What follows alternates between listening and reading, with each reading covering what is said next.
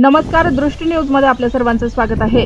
पालघर जिल्ह्यातील डहाणू तालुक्यातील कासा परिसरात एका 20 वर्षीय तरुणीच्या घरात घुसून अत्याचाराचा प्रयत्न झाल्याची धक्कादायक घटना समोर आली असून संपूर्ण परिसरात संतापाची लाट उसळली आहे। मिळालेल्या माहितीनुसार बरडपाडा परिसरात तरुणी पहाटेच्या सुमारास आपल्या घरात झोपली असताना आरोपी घरात घुसला। त्याने तिच्याशी गैरवर्तन करण्याचा आणि तिच्यावर अत्याचार करण्याचा प्रयत्न केल्याचा आरोप करण्यात आला आहे। मात्र तरुणीला जाग आल्याने तिने आरडाओरडा केल्यानं आरोपी घटनास्थळावरून पळून गेला। त्यानंतर पीडित कुटुंबियांनी कासा पोलीस ठाण्यात धाव घेत तक्रार दाखल केली। पोलिसांनी तत्परता दाखवत आरोपीला ताब्यात घेत अटक केली असून पुढील तपास सुरू केला आहे। घटनेची गंभीर दखल घेत उपविभागीय पोलीस अधिकारी समीर मेहर आणि पोलीस निरीक्षक अमर पाटील यांनी घटनास्थळी भेट देऊन पाहणी केली। तसेच आरोपी विरुद्ध भारतीय न्यायसंहिता आणि अनुसूचित जाती जमाती अत्याचार प्रतिबंधक कायद्याअंतर्गत गुन्हा दाखल करण्यात आला आहे।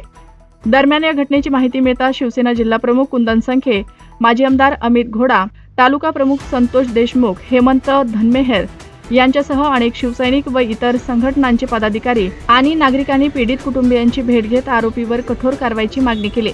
या घटनेमुळे महिलांच्या सुरक्षेचा प्रश्न पुन्हा ऐरणीवर आला असून परिसरात संतापाचे वातावरण कायम आहे। सध्या कासा पोलीस या प्रकरणाचा सखोल तपास करत आहेत।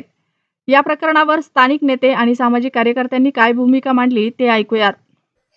आज काशामध्ये जी काही घटना घडली ही इथल्या लोकांसमोर आहे आणि खरोखर अतिशय निंदनीय प्रकार करण्याचा प्रयत्न कोणी खाटीक नावाच्या एखाद्या खाटुकाने केलाय।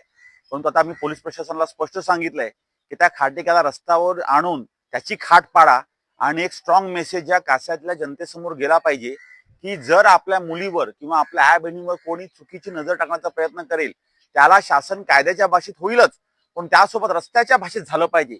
ज्याप्रमाणे आपण एक वेगळी उदाहरणं घेतो आणि एक दबंग पोलीस अधिकारी कायद्याचा बडगा असा उगारतो की भविष्यामध्ये कोणाची हिंमत नाही झाली पाहिजे आणि आपल्या चाहणाऱ्या एखाद्या भगिनीकडे नजर दाखवताना नजर झुकवून चाललं पाहिजे।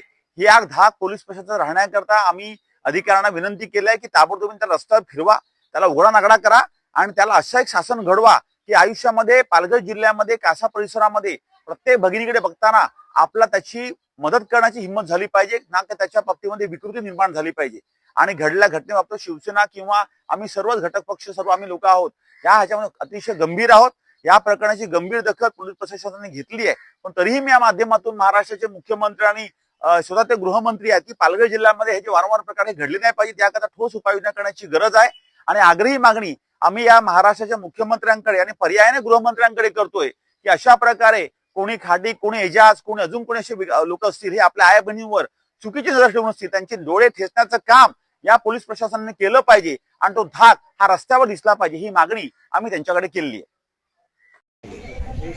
आज या ठिकाणी कासा गावात ही जी घटना घडलेली आहे ती खरंच निंदनीय आहे।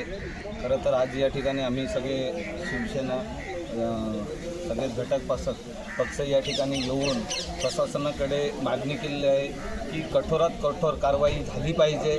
आणि जसं या ठिकाणी सांगितलं आम्ही प्रशासनाला की त्याचे ढिंडोरा ह्या बाजारपेठेत काढला पाहिजे जेणेकरून पुढची घटना ह्या ठिकाणी घडणार नाही। अतिशय आताच आपल्याला माहीत आहे की डहाणूमध्ये सुद्धा ही घटना घडली। आपल्या पालघर जिल्ह्यामध्ये अशी घटना घडत नव्हती, परंतु आता सध्या ह्या घटना घडत चाललेल्या आहेत। म्हणून प्रशासनाला एवढीच विनंती आहे की त्याच्यावरती कठोरात कठोर कारवाई झाली पाहिजे। आज काशामध्ये जी घटना घडलेली आहे ती खूपच निंदनीय आणि लज्जास्पद आहे। महत्वाचं जो खाटीक नावाचा असेल त्याचा खाटीक करण्याचं काम मी तर शासनाला विनंती करते की अशा जेव्हा घटना घडत असतात त्यावेळेस शासनाने अशा या आरोपींना महिलांच्या हातात द्यावं।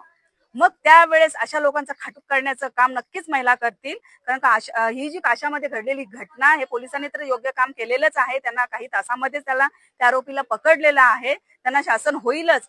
परंतु ही घटना जनतेसमोर येणं फार गरजेचं आहे, कारण का जनतेने नक्कीच तुडवलं जाईल। अशा प्रकारच्या जर शासनाने खरं परमिशन दिलं तर अशा घटना पुन्हा घडणार नाही। मी नक्की सरकारला विनंती करते का ह्या आमच्या आया बहिणी म्हणजेच काय तर या रस्त्यावर पडलेलं नाही, कोणी जायचं आणि हात लावेल आणि कोणी काही करेल, तर अशा वेळेस नक्कीच आमच्या महिलांच्या हातामध्ये, आमच्या जनतेच्या हातामध्ये अशा घटना देत जा। एक दिवस तरी द्या जेणेकरून जे काय होईल ते त्या जनतेच्या समोरच त्यांना न्याय मिळेल।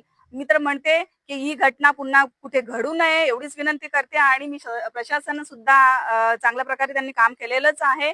पण या घटना घडू नये त्यामुळे सरकार नक्कीच चांगला निर्णय देतील असं मला वाटते.